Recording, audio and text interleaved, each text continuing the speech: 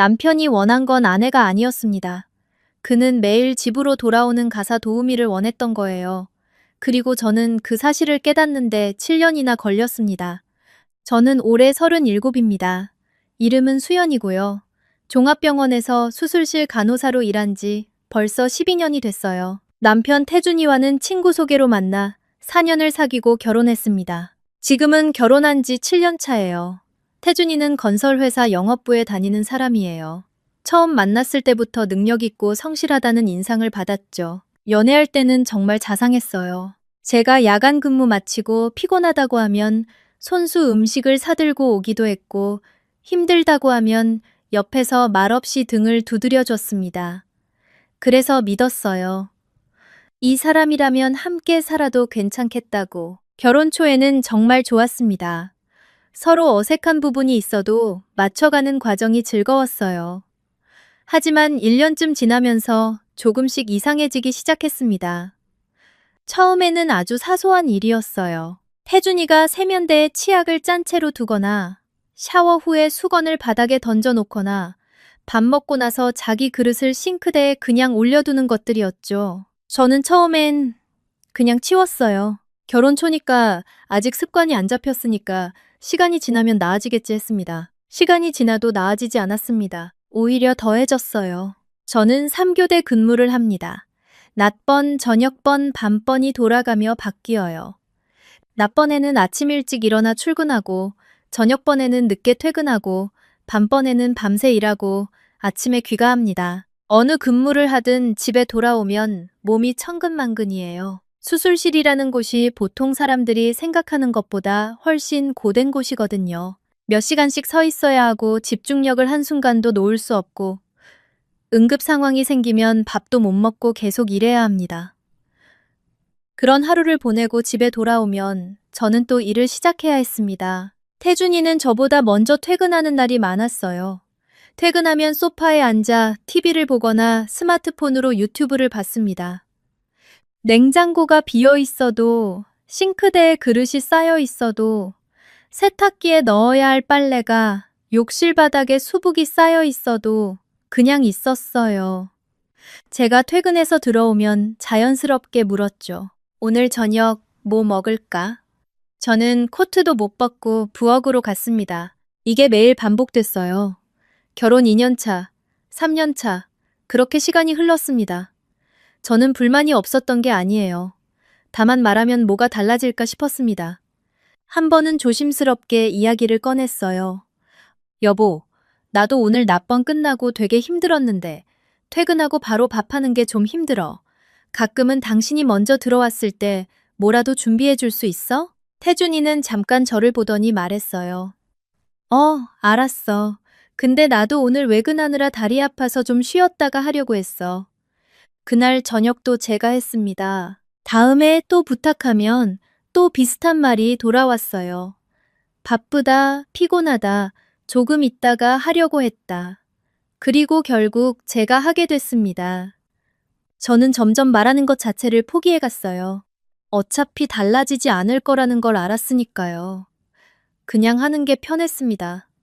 기대하지 않으면 실망도 없으니까요. 그런데 결혼 5년 차 어느 날이었어요. 제가 밤번을 마치고 아침에 집에 들어왔을 때였습니다. 밤새 수술실에서 일하고 겨우 귀가한 날이었는데 현관 앞에 신발이 여러 켤레 있었어요. 남자 운동화들이었습니다. 태준이 친구들이 와 있었던 거예요. 저는 안으로 들어갔습니다. 거실 소파에 남자 셋이 앉아 맥주를 마시고 있었어요. 태준이가 저를 보더니 반갑게 웃으며 말했습니다. 왔어? 친구들이 왔는데 마침 잘 됐다. 뭐 간단하게 안주 좀 만들어줄 수 있어? 저는 잠시 그를 바라봤습니다. 밤새 일하고 돌아온 아내한테 처음 하는 말이 그거였어요. 인사도 고생했다는 말도 없이 안주를 만들어 달라고. 저는 조용히 안방으로 들어가 문을 닫았습니다. 잠시 후 태준이가 들어왔어요. 왜? 힘들어? 응. 밤새 일했어. 에이, 간단한 거면 되는데. 친구들 앞에서 좀 창피하잖아. 그 말이 오래 머릿속에 남았습니다. 창피하다. 아내가 밤새 일하고 들어와서 안주를 안 만들어주는 게 창피하다고. 그 순간 무언가가 제 안에서 조용히 부서지는 느낌이었어요. 저는 결국 일어나서 부엌에 갔습니다. 감자를 삶고 계란을 볶았어요. 친구들은 맛있다며 먹었습니다. 저는 그 자리에 끼지도 못하고 안방에 돌아와 쓰러지듯 잠들었어요. 일어났을 때는 오후였고 친구들은 가고 없었습니다. 태준이는 거실에서 낮잠을 자고 있었어요. 식탁 위에는 빈 맥주캔과 접시들이 어지럽게 쌓여 있었습니다. 저는 또 치웠습니다. 결정적인 순간은 결혼 7년 차가 되던 봄에 찾아왔습니다. 우리는 그 즈음 부쩍 대화가 줄어 있었어요. 서로 바쁘다는 핑계였지만 사실은 제가 말하고 싶지 않아지고 있었던 것 같아요. 말을 해도 달라지는 게 없다는 걸 오래 경험하다 보면 어느 순간 입이 닫히게 됩니다. 어느 토요일이었어요. 저는 오후에 집에서 쉬고 있었습니다. 오랜만에 근무가 없는 주말이라 좋아하던 책을 꺼내 읽고 있었어요. 그때 태준이한테서 카톡이 왔습니다. 오늘 저녁에 회사 팀원들 우리 집에 부를게. 괜찮지? 저는 카톡을 보고 잠시 멈췄어요. 물어보는 형식이지만 사실 물어보는 게 아니었습니다. 이미 말해놓고 통보하는 시기였거든요. 몇 명이냐고 물었더니 6명이라고 했어요. 지금이 몇 시냐고요? 오후 4시였습니다. 저는 떨리는 손으로 답장을 보냈어요. 몇 시에 와? 7시쯤? 간단하게 준비해줘. 수연이가 요리 잘하는 거 자랑했어. 가슴이 쿵 내려앉는 느낌이었습니다. 저는 그날 낮번 근무를 하고 돌아온 날이었어요. 병원에서 오전 내내 서 있다가 오후에 들어와서 겨우 숨 좀 돌리고 있었던 거였습니다. 그런데 2시간 안에 6명의 식사를 준비하라는 거였어요. 내가 요리 잘한다고 자랑까지 해가면서 저는 오랫동안 창밖을 바라봤습니다. 그리고 처음으로 생각했어요. 아, 나는 이 사람에게 아내가 아니구나. 자랑할 수 있는 살림 잘하는 여자, 손님을 대접해 줄 수 있는 사람, 그게 나의 역할이구나. 손님을 다랑거니만, 손님을 다랑거니만, 손님을 대접해 줄 수 있는 사람, 그게 나의 역할이구나. 저는 답장을 보내지 않았습니다. 대신 자리에서 일어나 가방을 들었어요. 그리고 오랜 친구 미라에게 전화했습니다. 미라야, 나 오늘 시간 돼? 이러뇨, 지런. 왜? 무슨 일 있어? 응, 저녁에 만나자. 저는 집을 나섰어요. 나오면서 태준이한테 문자 하나를 보냈습니다. 나 오늘 저녁 약속 있어. 손님 오면 당신이 알아서 해. 그리고 전화기를 가방에 넣었어요. 미라와 저녁을 먹으며 저는 속에 있던 것들을 다 털어놨습니다. 7년간 쌓인 것들이 한꺼번에 쏟아졌어요. 말하면서 눈물이 났습니다. 억울한 것도 있었고 스스로한테 화가 나기도 했어요. 왜 나는 이렇게 오래 참기만 했을까? 왜 나는 달라질 거라는 희망을 버리지 못했을까? 미라가 조용히 들어주다가 말했어요. 수연아, 너 지금까지 뭘 기대하고 있었던 거야? 말해도 안 바뀌는 거 알면서 계속 같은 방식으로 기대하고 있었잖아. 그럼 어떻게 해? 미라가 저를 보며 말했습니다. 그리고 제 애는, 그리고 제 애는, 그리고 제 애는, 그리고 제 애는, 그리고 제 애는 은대 오런으로, 그리고 제 애는 은대 오런으로, 미라가 저를 보며 말했습니다. 그리고 제 애는 은대 오런으로, 미라가 저를 보며 말했습니다. 경험하게 해. 네가 없으면 어떻게 되는지. 말로는 절대 못 느껴. 직접 겪어봐야 알아. 그 말이 밤새 머릿속을 맴돌았습니다. 집에 돌아오니 밤 11시였어요. 거실에는 피자 박스 2개와 치킨 봉지가 쌓여 있었습니다. 태준이는 소파에서 TV를 보고 있었어요. 저를 보더니 먼저 말했습니다. 오늘 왜 그랬어? 사람들 왔는데 아무것도 없어서 배달시켰잖아. 얼마나 창피한지 알아? 저는 조용히 물었어요. 내가 왜 준비해야 해? 무슨 소리야, 손님이 왔는데. 내 손님이야? 당신 회사 사람들이잖아. 그래도 우리 집인데 아내가 준비하는 게 당연한 거 아니야? 저는 소파에 앉았어요. 그리고 천천히 말했습니다. 태준아, 나 오늘 병원에서 오전 근무하고 왔어. 오후 4시에 연락해서 7시까지 6명 밥 차리라고 하면 내가 할 수 있을 것 같아? 그건 알지만 미리 말했어야지. 2시간이 미리야? 태준이는 잠깐 말이 없었습니다. 그러다 답했어요. 그래도 손님한테 배달시키는 건 좀 아니잖아. 저는 더 이상 말하지 않았습니다. 그날 밤 저는 결심했어요. 미라가 했던 말이 맞았습니다. 말로는 안 돼요. 경험하게 해야 해. 직접. 다음 날부터 저는 멈췄습니다. 지금까지 당연하게 해왔던 것들을, 남편의 것들만. 아침에 밥을 차릴 때 제 것만 차렸습니다. 남편 것은 두지 않았어요. 처음에 태준이가 식탁에 앉았다가 저를 봤어요. 밥이 한 그릇밖에 없는데? 응, 내 거야. 내 것도 줘. 오늘부터는 각자 챙겨 먹기로 했어.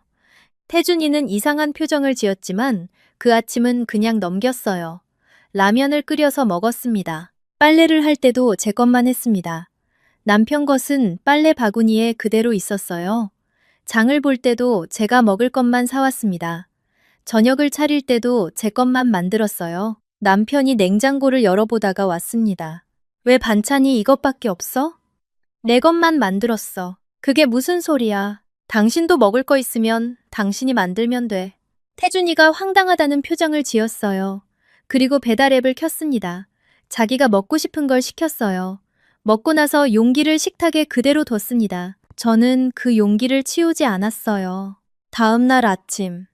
식탁에는 어제 배달 용기가 그대로 있었습니다. 태준이가 눈살을 찌푸렸어요. 이거 왜 안 치웠어? 당신 거잖아. 같이 사는 집인데. 그럼 당신이 치우면 되지. 태준이는 못마땅한 표정으로 용기를 쓰레기통에 버렸습니다. 그게 태준이가 처음으로 뭔가를 정리한 날이었어요. 며칠이 지나자 싱크대에 그릇들이 쌓이기 시작했습니다. 태준이가 쓴 컵, 라면 끓여 먹은 냄비, 과일 먹고 둔 그릇들. 저는 제 것만 닦았어요. 남편 것은 쌓였습니다. 일주일이 지나자 집이 눈에 띄게 달라졌습니다. 거실 한쪽에는 배달 봉지가 쌓였고 싱크대는 그릇 산이 됐어요. 화장실 세면대에는 수염 자국과 치약 얼룩이 가득했고 욕실 바닥에는 수건이 며칠째 던져져 있었습니다. 현관 앞에는 태준이 신발들이 뒤엉켜 있었어요. 저는 제 공간만 깔끔하게 유지했습니다. 제 책상, 제 옷장, 제가 쓰는 욕실 선반, 그리고 식사는 주로 밖에서 해결했어요. 병원 구내식당에서 먹거나 퇴근길에 간단하게 사 먹거나. 태준이는 처음엔 화가 났어요. 수연아, 이게 뭐야? 왜 갑자기 이래? 뭐가? 집이 이 꼴인데 왜 청소를 안 해? 당신도 이 집에 살잖아. 아니, 그건 알겠는데 집안일은 그래도 네가 더 잘하잖아. 나는 서툴고. 저는 조용히 말했어요. 서툴면 배우면 돼. 태준이는 어이없다는 표정으로 웃었습니다. 뭘 배워? 회사 다니면서 집안일까지 어떻게 해? 나도 병원 다니는데. 그건 뭐가 달라? 태준이는 대답을 못했어요. 방으로 들어가 버렸습니다. 열흘쯤 됐을 때였어요. 태준이가 출근 준비를 하다가 저를 찾아왔습니다. 수연아, 입을 셔츠가 없어. 빨래통에 있지. 그럼 좀 빨아줘. 세탁기 사용법 알려줄까? 태준이가 저를 물끄러미 봤어요. 진짜야? 응. 저는 세탁기 앞에서 세제를 어떻게 넣는지, 코스를 어떻게 선택하는지 알려줬어요. 태준이는 처음으로 자기 빨래를 세탁기에 넣었습니다. 건조까지 시간이 없어서 약간 눅눅한 셔츠를 입고 출근했어요. 그날 저녁에 들어온 태준이는 말이 없었습니다. 저는 제 저녁을 먹고 책을 읽고 있었어요. 태준이가 냉장고를 열었다 닫았다 했습니다. 결국 또 배달 앱을 켰어요. 2주째가 됐을 때였습니다. 토요일 아침이었어요. 저는 늦게 일어나 커피를 마시고 있었는데 태준이가 거실에 서서 집안을 둘러보고 있었습니다. 한참을 말없이 서 있더니 부엌으로 갔어요. 싱크대 앞에 서서 쌓인 그릇들을 봤습니다. 그리고 고무장갑을 찾았어요. 어디 있는지 몰라서 서랍을 이것저것 열었습니다. 고무장갑을 끼고는 설거지를 시작했어요. 저는 아무 말도 하지 않고 커피를 마셨습니다. 태준이는 1시간 가까이 설거지를 했어요. 불어서 잘 안 닦이는 것들, 기름이 낀 것들과 씨름을 했습니다. 끝나고 나서 등이 굽어져 있었어요. 허리를 손으로 짚으며 소파에 앉았습니다. 그러더니 저를 불렀어요. 수연아, 응, 잠깐 앉아봐. 저는 소파 반대쪽에 앉았습니다. 태준이가 한참 말을 못하다가 조용히 입을 열었어요. 미안해. 저는 아무 말도 하지 않았습니다. 진짜 몰랐어. 이게 이렇게 끝이 없는 일인 줄. 방금 설거지 한 번 하는데 1시간이 걸렸어. 근데 이게 매일 있는 일이잖아. 밥도 만들어야 하고, 빨래도 해야 하고, 청소도 해야 하고. 태준이가 두 손으로 얼굴을 감쌌어요. 나 이번 주에 밥을 배달로만 먹었어. 속이 완전 안 좋아. 어제는 편의점 도시락 2개 먹었는데 밤에 소화가 안 돼서 잠을 못 잤어. 셔츠는 눅눅한 걸 이틀째 입고 있고. 집에 들어오면 이상한 냄새도 나고. 근데 너는 이걸 7년 동안 매일 한 거잖아. 퇴근하고도, 반번 마치고 와서도. 토로. 저는 조용히 들었습니다. 내가 이기적이었어. 당연하다고 생각했어. 네가 여자니까, 내가 바깥 일을 더 많이 하니까 그런 이유들을 대며 당연하게 생각했던 것 같아. 근데 그게 얼마나 이상한 생각인지 이제 알 것 같아. 태준이의 목소리가 잠깐 떨렸어요. 알어. 우리 엄마가 아빠 앞에서 늘 그렇게 하셨거든. 아빠는 밖에서 일하고 엄마는 집에서 다 하시고 나는 그게 자연스러운 줄 알고 자랐어. 근데 생각해보면 엄마는 전업주부셨잖아. 당신은 나랑 똑같이 일하는데 내가 왜 그 생각을 당신한테 적용하고 있었던 거지? 저는 잠시 후 입을 열었습니다. 나도 사람이야, 태준아. 피곤하고 쉬고 싶어. 밤새 수술실에서 일하고 들어와서도 또 집에서 일해야 하는 건 내 체력으로는 한계야. 그동안 말을 안 했던 게 아니야. 말했는데 달라지지 않았어. 그래서 이 방법밖에 없었어. 태준이가 고개를 끄덕였어요. 알아. 네 말이 맞아. 내가 듣지 않은 거야. 나는 당신의 가사 도우미가 아니야. 당신의 아내야. 그 차이가 뭔지 이제는 좀 알았으면 해. 태준이가 고개를 들어 저를 봤습니다. 눈이 충혈되어 있었어요. 알았어. 진짜로. 앞으로 같이 할게. 도와준다는 게 아니라 같이 하는 거. 이 집은 우리 둘 집이니까 도와준다는 말 쓰지 마. 그 말이 이미 내일이라는 전제를 깔고 있는 거야. 태준이가 멈칫하더니 말했어요. 맞아. 그 말이 그런 뜻이구나. 미처 몰랐어. 그날 오후 우리는 오래 이야기했습니다. 처음으로, 진짜로. 태준이가 먼저 제안했어요. 역할을 나누자고, 공평하게. 우리는 메모지를 꺼내 집안일 목록을 적었습니다. 요리, 설거지, 빨래, 청소, 쓰레기, 버리기, 장보기, 화장실 청소, 현관 정리. 태준이가 요리를 일주일에 3번 하기로 했어요. 저도 3번. 나머지 하루는 외식이나 간편식. 설거지는 요리한 사람이 안 하기로 했습니다. 요리와 설거지를 분리하면 한 사람이 2가지를 다 하지 않아도 되니까요. 빨래는 격주로 번갈아. 청소는 주말에 함께. 장보기는 같이 가거나 당번제로. 쓰레기 버리기와 화장실 청소는 태준이가 맡기로 했어요. 처음에는 매끄럽지 않았습니다. 당연히 그랬어요. 태준이가 처음 요리를 하는 날, 저는 거실에서 책을 읽었어요. 부엌에서 이상한 소리들이 들렸습니다. 프라이팬이 딸깍거리고 냄비 뚜껑이 덜컹거리고 나중에 나온 건 계란볶음밥이었는데 계란이 반 정도 타 있었어요. 저는 맛있게 먹었습니다. 맛있어? 응. 고마워 여보. 태준이가 멋쩍게 웃었어요. 좀 탔는데. 처음이잖아. 나도 처음에 다 태웠어. 그 다음 주 태준이는 유튜브로 요리 영상을 찾아봤습니다. 저한테 물어보기도 했어요.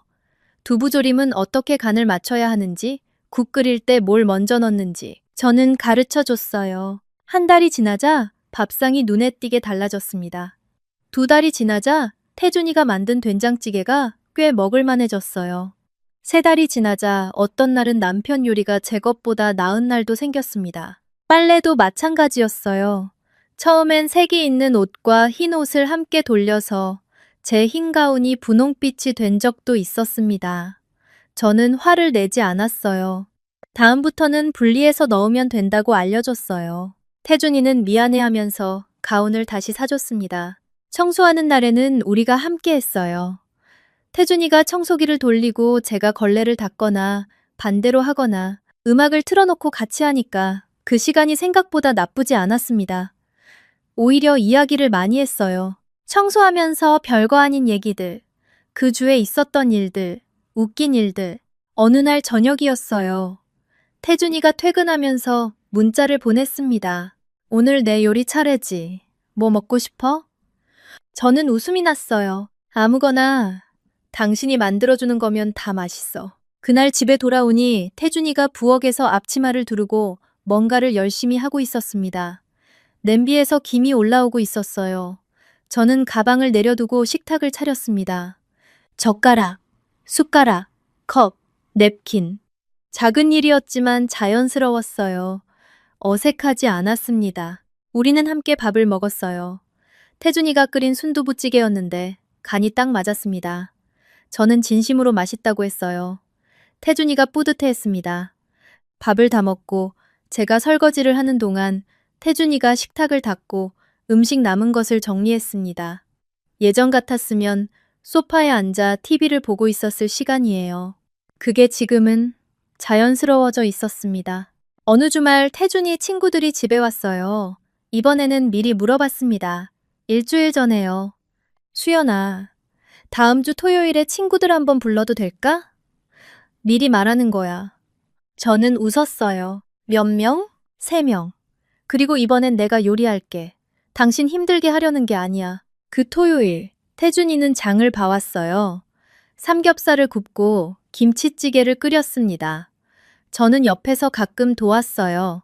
친구들이 왔을 때 음식이 이미 차려져 있었습니다. 태준이 친구 중 하나가 눈을 크게 뜨며 물었어요. 야, 이거 누가 한 거야? 태준이가 웃으며 대답했습니다. 내가 했지. 진짜? 네가 요리를? 요즘 배우고 있어. 수연이가 많이 가르쳐줬어.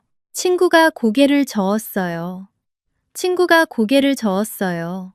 대박이다. 우리 집 사람은 나보고 맨날 사오래. 나도 한번 배워봐야 하나. 태준이가 말했습니다. 배워. 같이 사는 사람이 혼자 다 하면 얼마나 힘든지 몰라서 그러는 거야. 나도 몰랐거든. 직접 해보기 전까지는. 저는 부엌에서 그 말을 들으며 조용히 미소 지었습니다. 그날 밤 친구들이 돌아가고 나서 우리는 함께 치웠어요. 그릇을 모으고 상을 닦고 쓰레기를 정리했습니다. 예전이었으면 혼자 했을 일들이에요. 지금은 둘이 했고 반도 안 걸렸어요. 태준이가 말했어요. 오늘 힘들지 않았어? 샤오, 샤오.